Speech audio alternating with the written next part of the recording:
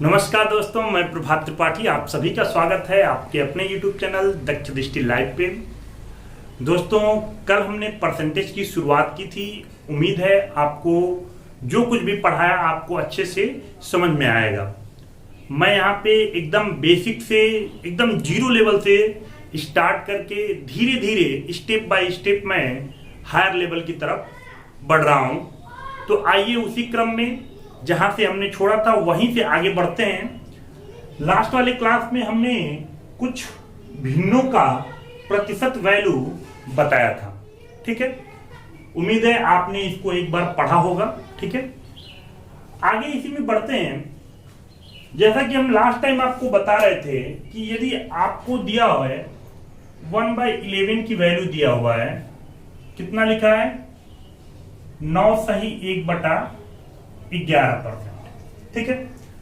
और यदि आपसे पूछ दे कि भाई 3/11 का प्रतिशत वैल्यू क्या होगा, तो मैंने आपको बताया था कि पहले तो आपको इसका मतलब क्या है ये जानना होगा। इसका मतलब ये है कि ये लिखा हुआ है 9 + 1/11, यही मतलब होता है इसका। अब यहां पे आप देख रहे हो कि इस भिन्न में 3 का गुणा किया गया है, 3 का मल्टीप्लाई किया गया है। तो आपको जाहिर सी बात है इस एक्सप्रेशन में भी क्या करना होगा, 3 का गुणा करना होगा। तो यदि आप 3 का गुणा करो तो 3 का गुणा करोगे तो 9 3 27 प्लस 3 का इसमें गुणा करें तो 3/11। बात समझ में आ रही है। और यदि आप इसे जोड़ दो तो आप कहोगे 27 सही 3/11%। बात समझ में आ रही है। ऐसे ही अगर बात करें हम कि आपको 1/13 की वैल्यू दी हुई है 7 सही 9/13, तो आप कहोगे इसका मतलब क्या होगा। तो आप कहोगे इसका मतलब होगा 7 + 9 में कितना 13, यही मतलब है आपको। और यदि आपसे पूछ दे कि भाई 5/13 की वैल्यू क्या होगी, इसका कितना परसेंट होगा, तो आप कहोगे इसमें पूरे एक्सप्रेशन में 5 का मल्टीप्लाई किया गया है, तो आपको यहाँ पे भी 5 का मल्टीप्लाई करना होगा। तो 7 5 जो होता है 35, और अगेन 5 का इसमें मल्टीप्लाई करेंगे तो 9 5 जो 45/13। आपको अच्छे से मालूम है इसे ब्रेक किया जा सकता है, 13 से भाग दें इसमें तो ये हुआ आपका 35, 13 × 39 होता, 13 × 4 = 52, तो 13 × 39 6/13। और यदि आप इसे सम करें तो 35 और 3 आप कहोगे कितना हो जाएगा 38 सही 6/13। यानी इस एक्सप्रेशन की वैल्यू कितनी परसेंटेज में हो जाएगी 38 सही 6/13।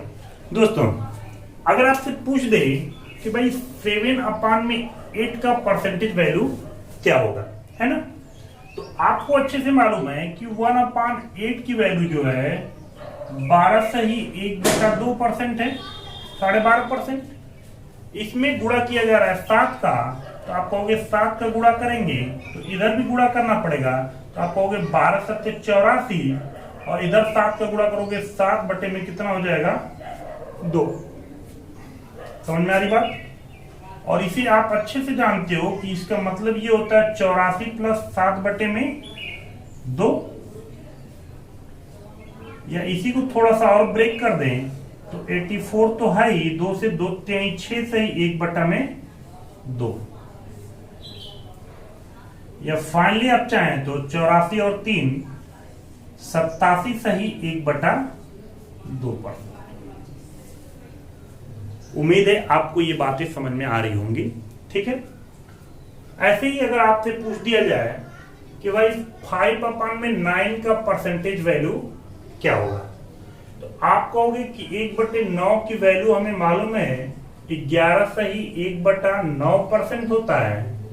5 का मल्टीप्लाई किया गया है तो 5/9 आप कहोगे कितना, 11 पचे 55, इधर 5 का गुणा करेंगे तो 5/9, इतना परसेंट। बात समझ में आ रही है? समझ में आनी चाहिए। हालांकि आपके पास ऑप्शन है कि इधर 100 का मल्टीप्लाई करें और 500 में फिर 9 का भाग दे दें, वो भी आ जाएगा, लेकिन कैलकुलेशन को फास्ट करने के लिए ये स्टेप आपको जानना जरूरी है। ठीक है, आइए कुछ और एग्जांपल करते हैं।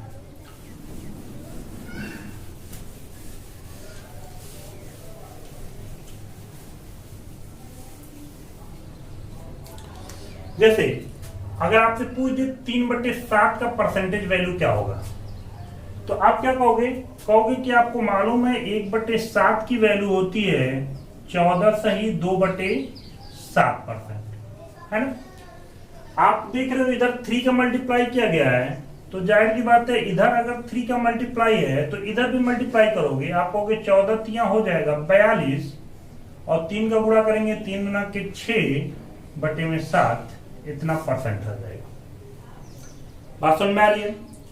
अगर आपको निकालना हो कि भाई 4/15 की परसेंटेज वैल्यू क्या होगी, तो आप कहोगे 1/15 हमें मालूम है 6 सही 2/3%, 4 का गुणा किया गया है 4/15, तो 4 का इधर गुणा करोगे, आप कहोगे 4 छके 24, 4 से 4 गुना के 8/3%। आपको मालूम है ये वैल्यू क्या है? ये वैल्यू है 24 प्लस 8/3, और इसी को लिख सकते हो 24 प्लस 3 गुना के 6, 2 8/3%। अगर आप इन्हें जोड़ लें तो 24 2 26 सही 2/3%। बात समझ में आ रही है?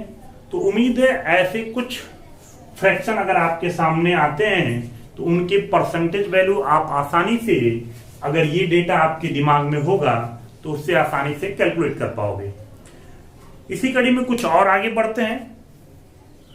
जैसे अगर आपसे पूछे कि 5/4 की वैल्यू क्या होती है ना, तो एक ऑप्शन तो ये है कि आप इसे ऐसे कर लो कि भाई 1/4 की वैल्यू हमारी कितनी है, 25%, इसमें 5 का गुणा किया गया है, तो 5/4 की वैल्यू आप कहोगे इधर भी 5 का गुणा, 25 25 125%। एक तो ये ऑप्शन है। दूसरा ऑप्शन ये है कि आप इसे 5/4 को लिखिए क्या, 1 सही 1/4 लिख सकते हैं आप। और आपको अच्छे से मालूम है ये वैल्यू जो है ऐसे होगी 1 + 1/4 के इक्विवेलेंट होगी। और ये भी आपको मालूम है कि 1 की वैल्यू जो है 100% के बराबर होती है, तो आप 1 की जगह पे लिखेंगे 100%, और 1/4 की वैल्यू जो है 25% के बराबर होती है, तो आप इसे लिखोगे 25%। और फाइनली देखा जाए तो ये टोटल हो जाएगा 125%। बात समझ में आ रही है? 9/7 की वैल्यू क्या होगी, है ना। तो आप कहोगे कि आप इसे लिख सकते हो क्या, 7 एकम 7, 2/7, या फिर इसी को आप लिख सकते हो 1 + 2/7, या फिर आप इसी को लिख सकते हो 1 + 1/7 मल्टीप्लाई बाई 2। 1/7 में 2 का गुणा कर दोगे तो आपका क्या आ जाएगा, 2/7 आ जाएगा। अब आप देखो, आपको ये क्या लिखा हुआ है, 1 कितने परसेंट के बराबर है, 100% के बराबर है। 1/7 को देखो तो 14 सही 2/7, 14 सही 2/7, और इसमें आपको क्या करना है, 2 का मल्टीप्लाई करना है। तो अगर फाइनली देखें तो 100% और 2 का गुणा कर दें तो 14 दूनी 28, 2 दूना के 4/7, और ओवरऑल देखें तो 100 और 28, 128 4/7%, यानी इसकी वैल्यू कितनी आ जाएगी 128 से ही 4/7%। उम्मीद है क्लियर होगा। एक और एग्जांपल लेते हैं। अगर आपसे पूछ दे कि भाई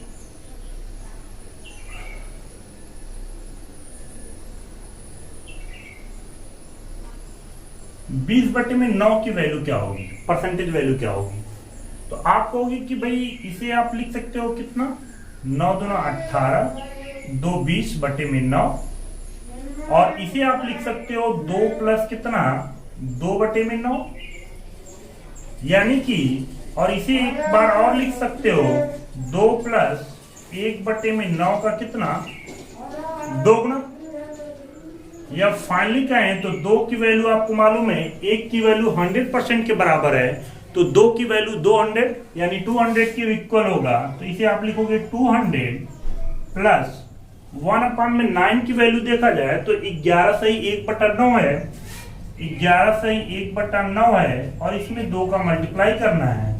फाइनली आप कहोगे 200 प्लस 2 का गुणा कर लीजिए, 11 दूनी 22 सही 2/9, 200 और 22, फाइनली आप कहोगे 222 सही 2/9%।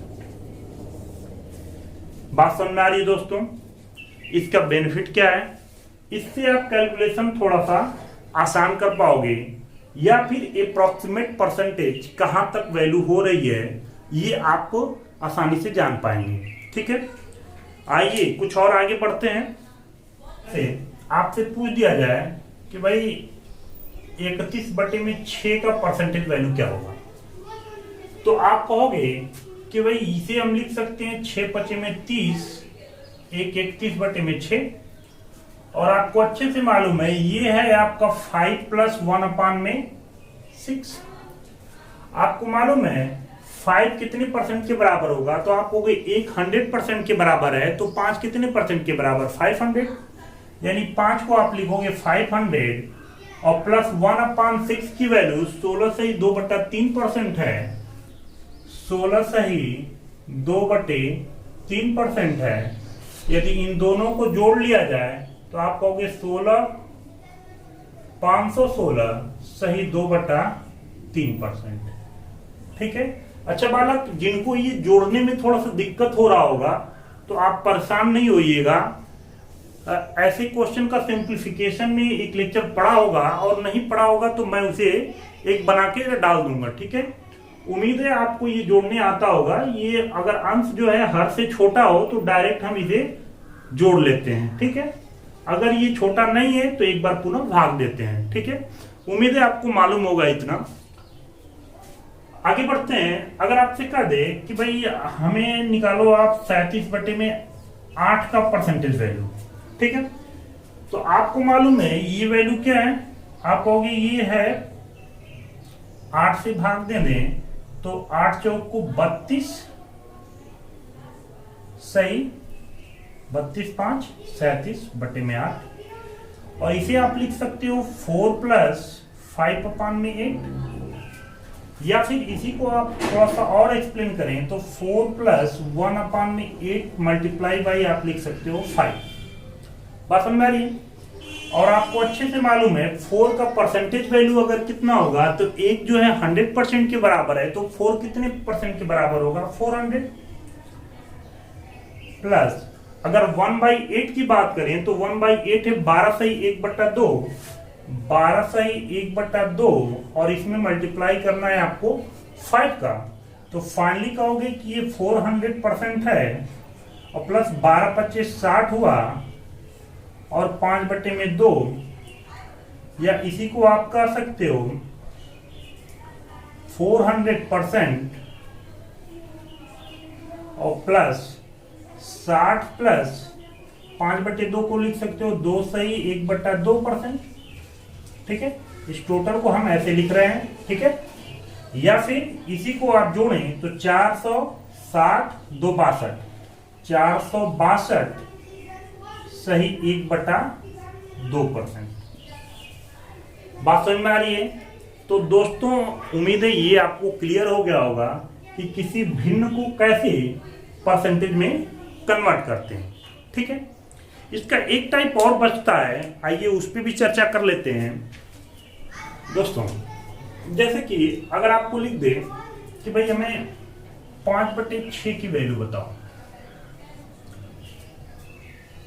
तो ये क्या होगा, आपको मालूम है कि आप इसे लिख सकते हो क्या, आप इसे लिख सकते हो 6 -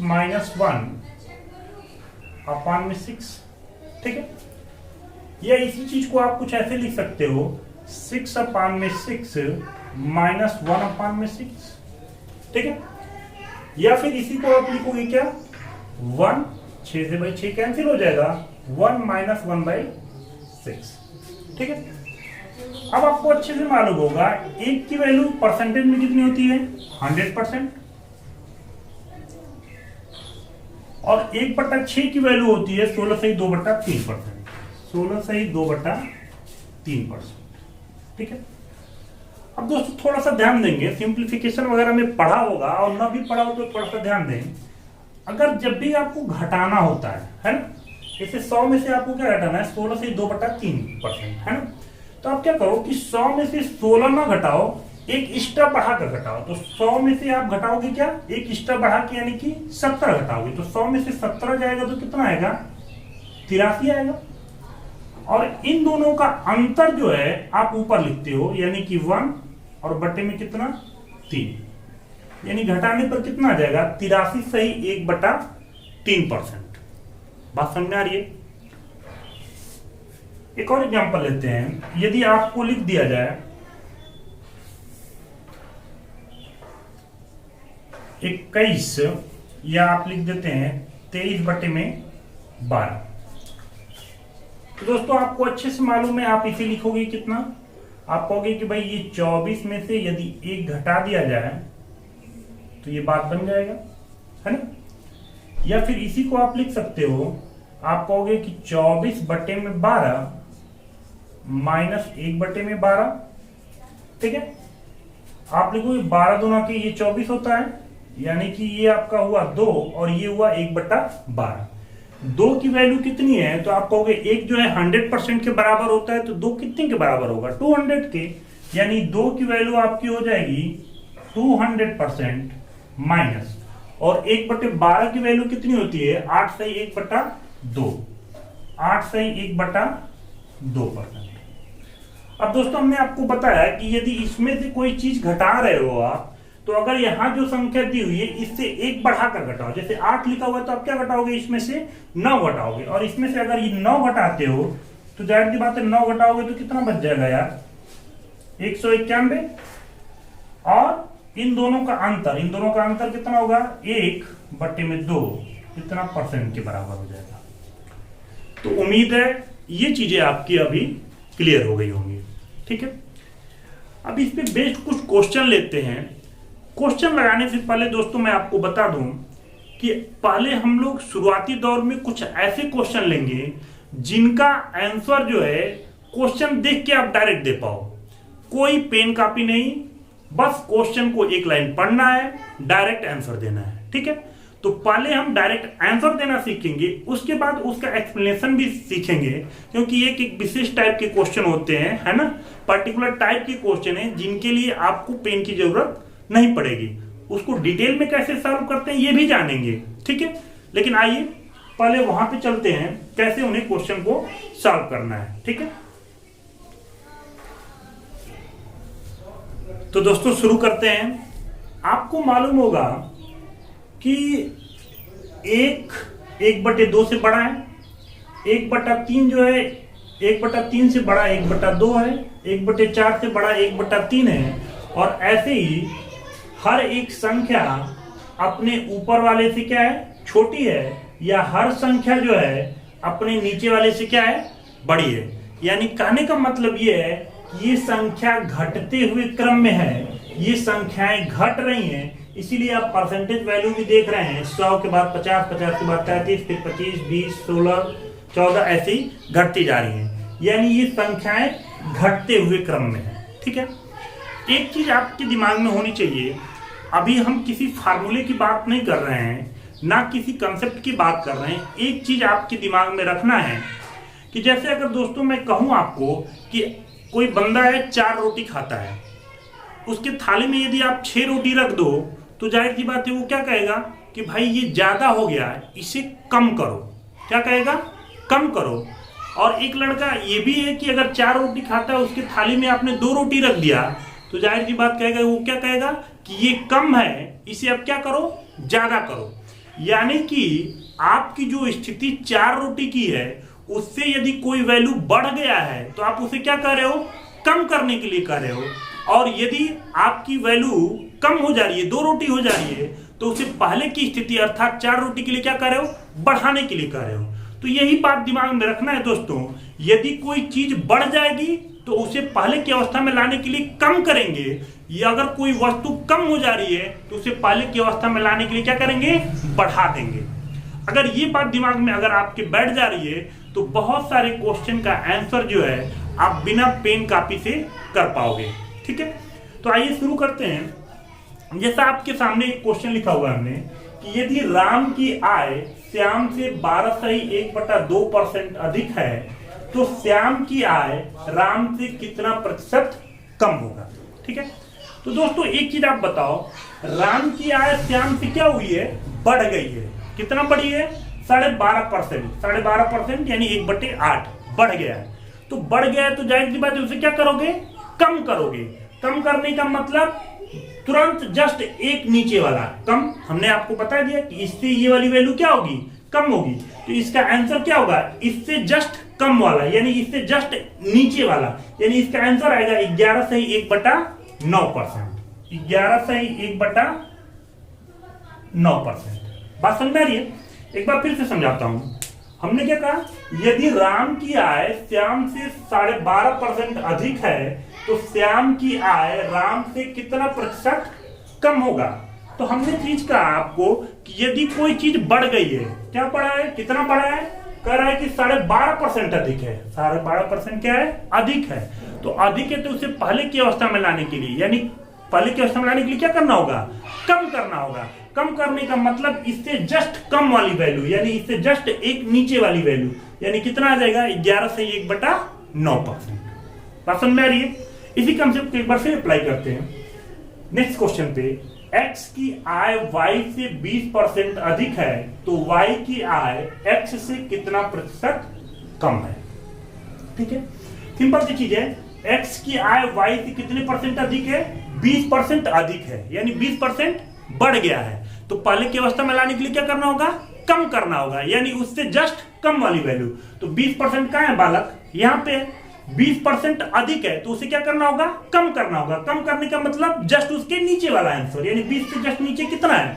16/2/3%। 16/2/3%। ये क्या हो जाएगा? इसका आंसर हो जाएगा। बात समझ में आ रही है? अब देखो इसी क्वेश्चन में मैं कुछ परिवर्तन कर रहा हूं। यदि राम की आय श्याम से 12.5% कम है तो श्याम की आय राम से कितना प्रतिशत अधिक होगा।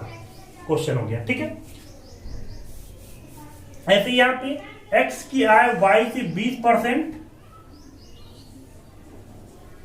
कम है तो y की आय x से कितना प्रतिशत अधिक है। ये 2 क्वेश्चन हो गए। अब देखो इसको फिर से समझें। यदि राम की आय श्याम से क्या है? 12.5% कम है। कोई चीज कम हुई है। कम हुई है तो पहले की अवस्था में लाने के लिए क्या करना होगा? बढ़ाना होगा। बढ़ाने का मतलब 12.5% कम हुई है। 12.5% कम हुई है तो बढ़ाने का मतलब जस्ट इससे ऊपर वाली वैल्यू क्या होता है? बड़ी होती है। तो यानी बढ़ाने का मतलब इससे जस्ट ऊपर वाला, यानी ऊपर वाला कितना आंसर हो जाएगा? 14/2/7%। 14/2/7%। समझ में आनी चाहिए बालक। यहां देखो x की आय y से 20% कम है। x की आय y से क्या है? 20% कम है। तो कम हुआ तो जाहिर सी बात है पहले की अवस्था में लाने के लिए क्या करना होगा? बढ़ाना होगा। बढ़ाने का मतलब 20% कम है तो 20% कम है तो बढ़ाओगे तो क्या होगा? जस्ट ऊपर वाला आंसर कितना आ जाएगा? 25%। बात समझ में आ रही है? तो बस ध्यान देना है बालक कि अगर ये परसेंटेज वाली वैल्यू है, ठीक है, तो ये कंसेप्ट डायरेक्ट अप्लाई कर लोगे आप, ठीक है। ये कंसेप्ट और भी सारे क्वेश्चन पे अप्लाई होगा, आइए उस पर भी चर्चा कर लेते हैं। तो दोस्तों अगला क्वेश्चन है, वेतन में कितने प्रतिशत की कमी 20% की वृद्धि को प्रभावहीन कर देगी, है ना। तो देखो दोस्तों यहां पे भी क्या हुआ है, वेतन में 20% की वृद्धि हुई है, वेतन में 20% की वृद्धि हुई है, उसे क्या करना है, कम करना होगा। हमने क्या कहा, अगर वृद्धि हुई है तो पहले की अवस्था में लाने के लिए क्या करना होगा, कम करना होगा। कम करने का मतलब जस्ट इसके नीचे वाला आंसर कितना हो जाएगा, 16/2/3%, 16/2/3%। बात समझ आ रही है?